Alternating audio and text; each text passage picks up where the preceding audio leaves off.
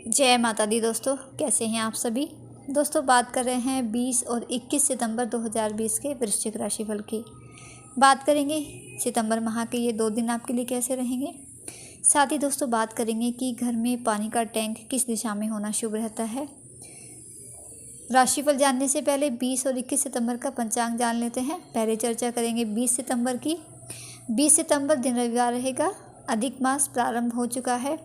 शुक्ल पक्ष की तृतीया तिथि है। इंद्र योग और स्वाति नक्षत्र रहेगा। अभिजीत मुहूर्त सुबह 11:49 से दोपहर 12:38 तक का है। राहु काल का समय शाम 4:48 से 6:19 तक का रहेगा। बात करते हैं 21 सितंबर की। 21 सितंबर दिन सोमवार है। शुक्ल पक्ष की चतुर्थी तिथि रहेगी। विषुकुम नाम का योग बन रहा है और विशाखा नक्षत्र रहेगा। अभिजीत मुहूर्त सुबह 11:49 से दोपहर 12:38 तक का है। राहु काल का समय सुबह 7:40 से 9:11 तक का रहेगा। बात करते हैं वृश्चिक राशिफल की। जानते हैं कि ये 2 दिन आपके लिए कैसे रहेंगे। इस समय परिस्थितियाँ कुछ प्रतिकूल रह सकती हैं आपके लिए। बहुत ही ध्यान देकर आपको चलना होगा। मन आपका इस समय चिंतित रहेगा। मानसिक तनाव हो सकता है और इन्हीं कारणों की वजह से कार्य क्षेत्र में भी आपको अपने सहयोगी कर्मियों का और वरिष्ठ अधिकारियों के विरोध का सामना करना पड़ सकता है। समय पर कार्य पूरा न हो पाने की वजह से आप परेशान हो सकते हैं और इसी वजह से आपके वरिष्ठ भी आपसे नाराज़ हो सकते हैं, क्योंकि इस समय आप ऊर्जा की कमी महसूस करोगे, जिस वजह से काम में मन कम ही लगेगा आपका। शत्रु इस समय आप पर हावी रहेंगे। शत्रु से भी आपको सावधान रहना है। साथ ही यहाँ संतान पक्ष की ओर से भी चिंता आपको सताएगी। कोई चिंता रहेगी। संतान के स्वास्थ्य या करियर को लेकर चिंता रह सकती है। व्यापार व्यवसाय में भी स्थितियाँ नाजुक रह सकती हैं। आपके लिए संभल कर चलना होगा आपको। हालांकि कहीं फंसा हुआ रुका हुआ पैसा आपको मिलेगा, यानी धन का आगमन आपके लिए बना रहेगा। इस समय यात्रा के भी योग हैं आपके लिए, लेकिन सावधानी से यात्रा करें। वाहन बहुत ही सावधानी से चलाएं। अगर आप खुद यात्रा के दौरान वाहन चलाते हैं तो सबसे ज़्यादा ज़रूरी इस समय आपके लिए रहेगा कि आप अपने क्रोध पर, अपनी वाणी पर नियंत्रण रखें और साथ ही दूसरों के मामले में कम बोलें और सरकार के विरुद्ध हर कार्य करने से बचना है आपको। साथ ही किसी भी गैर कानूनी गतिविधियों से खुद को दूर रखें, वरना बेवजह किसी मुसीबत में इस समय आप पड़ सकते हैं। और ये सारी जो परेशानियां आपके लिए होंगी वो इसी वजह से होंगी क्योंकि यहाँ 12वें भाव के चंद्रमा रहेंगे। 12वां भाव जो कि खर्चों का भाव भी कहलाता है। जिस तरह से आपके अचानक से धन लाभ आपको होगा, उसी तरह से आपके अचानक फिजूल खर्च भी बढ़ेंगे। तो फिजूल खर्चों पर भी आपको नियंत्रण रखना है और ये खर्च आपका किसी की बीमारी पर या घर की मरम्मत या घर की साज सजावट के सामान पर खर्च हो सकता है। तो फिजूल खर्चों से आपको बचना है। फिजूल की चीज़ों पर खर्च बिल्कुल नहीं करें, वरना ये भी आपकी आर्थिक परेशानी में हो सकती है इससे, और आपके लिए ये आर्थिक परेशानी आपके लिए मानसिक तनाव का कारण भी बन सकती है। चंद्रमा की ये स्थिति आपके स्वास्थ्य को भी प्रभावित करेगी। आंखों में परेशानी रह सकती है। कमर या पैर के दर्द की शिकायत आपको रहेगी। इसलिए आपको अपनी सेहत का भी बिल्कुल ध्यान रखना है। बिल्कुल भी नज़रअंदाज नहीं करनी है इस दौरान। और हर तरह के आर्थिक रिस्क लेने से इस समय आपको बचना है। जुआ, सट्टा या शेयर बाजार में धन के निवेश से आपको बचना है, क्योंकि नुकसान होने की अधिक संभावना है, आपके लिए हानि की संभावना है। इसके साथ ही इस समय आपको किसी भी नए काम की शुरुआत के लिए या महत्वपूर्ण निर्णय लेने के लिए ये समय आपके लिए अनुकूल नहीं रहेगा। किसी भी महत्वपूर्ण निर्णय पर आप अपने घर के बड़े बुजुर्ग या अपने किसी अनुभवी मित्र की सहायता ज़रूर लें, उसकी सलाह लें, तभी आगे कोई कदम उठाएं, क्योंकि मानसिक तनाव के कारण सही निर्णय भी आप नहीं ले पाएंगे। तो इसलिए कुल मिलाकर आपको इस समय कोई भी बड़ा धन का निवेश, महत्वपूर्ण निर्णय और नए काम की शुरुआत करने से बचना है, क्योंकि ये समय आपके लिए बिल्कुल भी उत्तम समय नहीं है।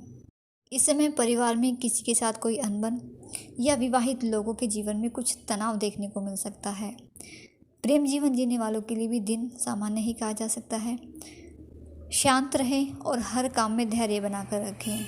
साथ ही अपने क्रोध और वाणी पर भी नियंत्रण रखें। काम के सिलसिले में मेहनत करने से और सही दिशा में प्रयास करने से आपको सफलता मिलेगी। इसके अलावा बेवजह की चिंताएं आपको परेशान करेंगी, जिसका असर आपके काम पर भी पड़ेगा, कार्य क्षेत्र पर भी पड़ेगा और आपके स्वास्थ्य पर भी पड़ेगा। तो इसीलिए इन सभी परिस्थितियों से बचने के लिए आपको चिंता और तनाव से बचने की पूरी कोशिश करनी है। हालांकि विदेश से लाभ का ये समय आपके लिए रहेगा, क्योंकि 12वें भाव का चंद्रमा विदेश से लाभ कराता है। अगर आपको पीआर के लिए अप्लाई करना है, वीज़ा के लिए अप्लाई करना है तो इस समय करें, आपको लाभ रहेगा। इस दौरान आपके पैतृक संपत्ति के विवाद भी उलझ सकते हैं, इसीलिए बहुत ही सावधानी पूर्वक, शांति और धैर्य के साथ ये समय निकालने का प्रयास करें। ऐसा करते हैं, सावधानी बरतते हैं तो परिस्थितियाँ आपके लिए बेहतर बनी रहेंगी। और समय को अनुकूल बनाने के लिए, नकारात्मकता को दूर करने के लिए, तनाव से बचने के लिए आप भगवान की आराधना जरूर करें, ईश्वर आराधना करें।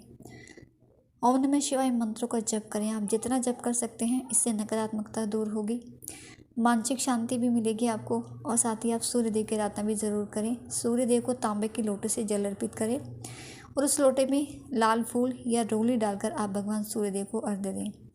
इसके अलावा सोमवार के दिन आप मंदिर में सफ़ेद चीज़ों का दान करें, इससे भी आपको लाभ मिलेगा। और दोस्तों, बात करते हैं कि घर में पानी का टैंक किस दिशा में होना शुभ रहता है। दोस्तों देखिए, सभी अपनी ज़रूरत के समय में पानी की कमी ना हो, इस चीज़ से बचने के लिए लोग अपने घरों की छत पर पानी का टैंक लगवाते हैं।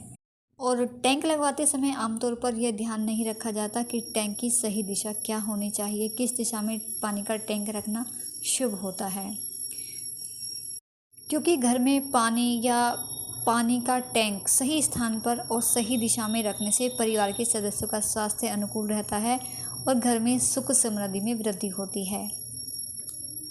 दोस्तों, वास्तुशास्त्र के अनुसार पानी का टैंक वास्तु को बहुत ही अधिक प्रभावित करता है। सही दिशा में टैंक ना होने पर व्यक्ति को आर्थिक परेशानियों का सामना करना पड़ सकता है। इससे उन्नति में भी बाधा आती है और स्वास्थ्य भी प्रभावित होता है। कई तरह की परेशानियां होती हैं, इसलिए पानी का टैंक लगाते समय वास्तु का पूरा ध्यान रखना चाहिए। तो वास्तुशास्त्र के अनुसार उत्तर एवं पूर्व दिशा में जल के लिए वो बहुत ही उत्तम दिशा मानी गई है। इस दिशा में घर के अंदर वाटर प्यूरीफायर, घड़ा या दूसरे जल का पात्र होना बहुत ही शुभ होता है, जबकि इस दिशा में पानी का टैंक होने पर वास्तु दोष उत्पन्न हो जाता है। इससे व्यापार में नुकसान, घर में रहने वाले लोगों के स्वास्थ्य में उतार चढ़ाव या आकस्मिक दुर्घटना की आशंका बढ़ जाती है। उत्तर पूर्व दिशा भी पानी का टैंक रखने के लिए उचित नहीं है, इससे भी तनाव बढ़ता है और पढ़ने लिखने में बच्चों का मन नहीं लगता। दक्षिण पूर्व दिशा को भी पानी का टैंक लगाने के लिए उपयुक्त नहीं माना जाता, क्योंकि यह दिशा अग्नि की दिशा मानी गई है। अग्नि और पानी का मेल होने से गंभीर वास्तु दोष उत्पन्न होता है। तो पानी का टैंक लगाने के लिए शुभ दिशा वास्तुशास्त्र के अनुसार दक्षिण पश्चिम यानी नैऋत्य कोण, अन्य दिशा से ऊंचा और भारी होना बहुत ही शुभ होता है। छत पर पानी का टैंक इस दिशा में लगाने से अन्य भागों की अपेक्षा यह भाग ऊंचा और भारी हो जाता है, इसलिए उन्नति और समृद्धि के लिए दक्षिण पश्चिम दिशा में पानी का टैंक लगाना चाहिए। लेकिन इस दिशा में टैंक लगाते समय यह भी ध्यान में ज़रूर रखना चाहिए कि इस दिशा की दीवार टैंक से ऊंची हो। इससे आय में वृद्धि होती है और लंबे समय तक मकान का सुख मिलता है। अगर दक्षिण पश्चिम दिशा में टंकी लगाना संभव ना हो तो दक्षिण या पश्चिम दिशा में विकल्प के तौर पर आप टंकी लगा सकते हैं, लेकिन ये ध्यान रहे कि दक्षिण की दीवार टंकी से ऊंची होनी चाहिए। तो घर में जब भी आप टंकी पानी का टैंक लगाएं तो इन सभी बातों का ध्यान ज़रूर रखें। पानी का टैंक सही दिशा में सही जगह पर ही लगना चाहिए, तभी परिवार में सुख शांति और सबका स्वास्थ्य बेहतर रहता है। तो दोस्तों, ये थी जानकारी आपके लिए आपके राशिफल की और वास्तु शास्त्र से जुड़ी कुछ छोटी सी जानकारी आपके लिए। अगर वीडियो अच्छा लगा है, जानकारी पसंद आई है तो वीडियो को लाइक और शेयर करना बिल्कुल न भूलिएगा। आपका दिन शुभ रहे। माता रानी आपको और आपके परिवार को स्वस्थ रखे। इसी शुभकामना के साथ जय माता दी।